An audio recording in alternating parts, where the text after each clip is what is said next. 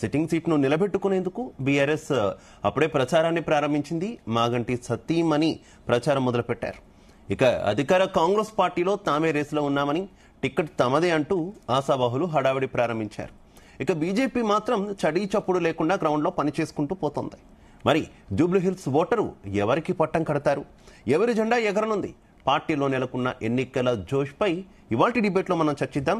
నాతో పాటు డిబేట్లో పాల్పంచుకుంటున్నారు బీఆర్ఎస్ పార్టీ నుంచి గౌతమ్ గారు, అలాగే కాంగ్రెస్ పార్టీ నుంచి నోమన్ గారు కూడా మనతో పాటు జాయిన్ అయ్యారు. ఇద్దరికి కూడా నమస్కారం. మరి కాసేపట్లోనే మరికొంతమంది ప్యానలిస్టులు కూడా మనతో పాటు జాయిన్ అవుతారు. ముందుగా గౌతమ్ గారు, మీరు ఎక్స్పెక్ట్ చేయని ఉప ఎన్నిక, మీరు కోరుకోని ఉప ఎన్నిక, కానీ అనివార్యంగా వచ్చినటువంటి పరిస్థితి. దాదాపుగా మాగంటి గోపీనాథ్ గారు సతీమణి లేదంటే ఆయన కుటుంబ సభ్యుల్లో ఒకరు కన్ఫర్మ్ అయ్యారనేటటువంటి వార్తలు అయితే వస్తున్నాయి. ఆఫ్ కోర్స్ ఆల్రెడీ వాళ్ళ ఫ్యామిలీ ప్రచారం కూడా మొదలుపెట్టినటువంటి పరిస్థితి. ఏంటి, ఎలా ఈ ఉప ఎన్నికలో ముందుకెళ్ళబోతున్నారు? ప్రజలు మీకు పట్టం కడతారని ఎంతవరకు ఆశిస్తున్నారు? ముందుగా మీకు జీ తెలుగు న్యూస్ ప్రేక్షకులకు, ప్యానలిస్ట్కి, నోమన్ గారికి అందరికీ నమస్కారం సార్.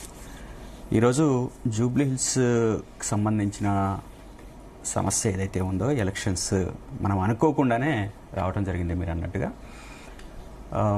అనుకోని మరణము, అకాల మరణము, చాలా సింపుల్గా ఉండి సాదాసీదాగా ఉండి ప్రజలతో కలిసిపోయే మాగంటి గోపీనాథ్ గారిని మనం కోల్పోవటం ఆ పార్టీ అనేది చాలా నష్టదాయకం అనేది మేము భావిస్తున్నాం.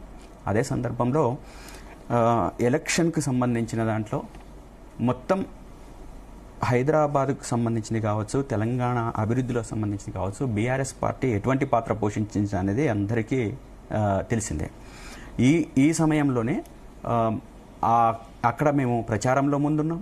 అదేవిధంగా ఈరోజు అభ్యర్థులు కానీ, మిగతా వివిధ డివిజన్లో ఉన్న కార్యకర్తలు కానీ పెద్ద ఎత్తున ప్రచారంలో మేము ముందుకెళ్తున్న పరిస్థితి ఉంది. తప్పనిసరిగా ఈ ప్రాంతంలో ఉన్న ప్రజలంతా కూడా బీఆర్ఎస్ పార్టీకి పట్టం కట్టాలని చెప్పేసి ఈ సందర్భంగా మేము కోరుతున్నాం. ఎందుకంటే ఈరోజు రాష్ట్రంలో ఉన్న పరిస్థితులు, అదేవిధంగా రాష్ట్ర వ్యాప్తంగా ప్రజలు ఎదుర్కొంటున్న సమస్యలు కావచ్చు, లేదా హైదరాబాద్లో ఉన్న ఎదుర్కొంటున్న సమస్యలు కావచ్చు, అనేకం ఉన్నాయి. దీంట్లో మనం కాంగ్రెస్ పార్టీకి ఓటేయాలి అని చెప్పేసి అనుకుంటే, ఆ దాంట్లో ఓటేయాలని చెప్పేసి కాంగ్రెస్ పార్టీ ఏదైతే ప్రచారం చేస్తుందో, ఈ ప్రచారం చేస్తున్న దాంట్లో ముఖ్యంగా ఎందుకు వేయాలి? మహిళలకు ఇస్తానన్న పెన్షన్స్ కోసం వేయాలనా, లేకపోతే రైతులకు ఇస్తానన్న రైతు బంధు కోసం వేయాలనా, లేకపోతే నిరుద్యోగులకు ఇస్తానన్న నిరుద్యోగ భృతి ఇస్తానన్నందుకు వేయాలనా?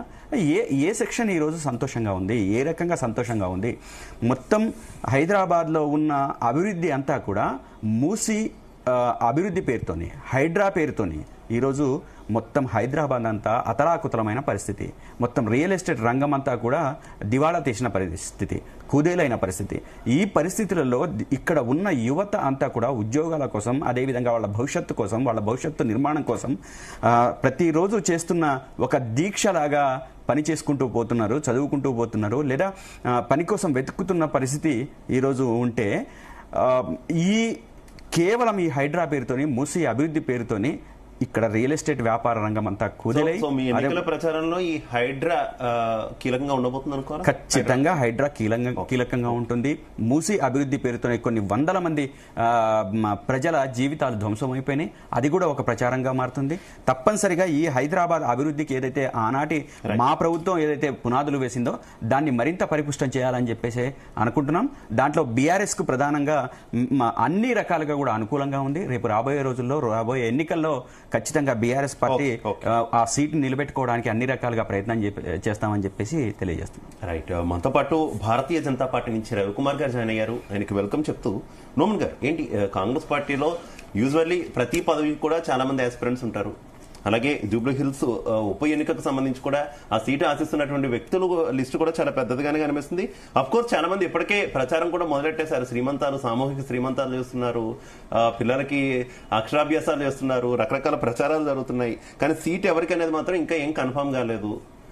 ఏంటి కాంగ్రెస్ పార్టీ ఏ రకంగా ముందుకెళ్ళబోతుంది?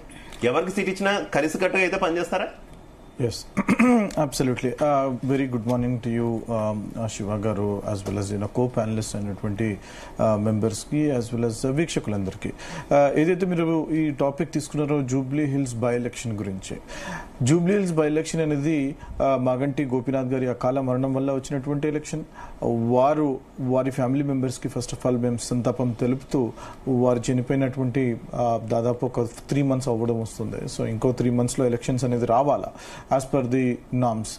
సో విషయానికి వస్తే ఇక్కడ కాంగ్రెస్ పార్టీ అనేది ఒక ప్రజాస్వామిక పార్టీ. కాంగ్రెస్ పార్టీలో ప్రతి ఒక్కరికి ఆస్పిరేషన్స్ ఉంటాయి. కాంగ్రెస్ పార్టీ ఈరోజు రూలింగ్ లో ఉంది కాబట్టి, ప్రజాపాలన అందిస్తున్నాం కాబట్టి ప్రతి ఒక్కరూ నేను పోటీపడి నేను అక్కడి నుంచి టికెట్ తీసుకుని గెలుస్తాను అనే అభిప్రాయం ప్రతి ఒక్కరిలో బలంగా గట్టిగా ఉంది. అందుకని చెప్పేసి మీరు చూసుకున్నట్లయితే మా దగ్గర 10ల సంఖ్యలో క్యాండిడేట్స్ ఉన్నారు. మరో పక్కన చూసుకుంటే బీఆర్ఎస్ గారు సింపతి ద్వారా బీఆర్ఎస్ పార్టీ వారు గెలవాలనే ఒక ప్రయత్నం చేస్తున్నారు. మీరు చూసుకున్నట్లయితే అక్కడ కంటోన్మెంట్ లో కూడా ఏ రోజైతే సాయన్న గారి కూతురు చనిపోయినరో ఆ రోజు కూడా బై ఎలక్షన్ వచ్చింది. కానీ ఆ బై ఎలక్షన్ లో మీరు చూసుకున్నట్లయితే సింపతి వర్కౌట్ అవ్వలేదు. అక్కడ సోలిపేట రామలింగారెడ్డి గారి ఎలక్షన్ మీరు చూసుకున్నట్లయితే దుబ్బాకలో అక్కడ కూడా సింపతి అనేది వర్కౌట్ అవ్వలేదు.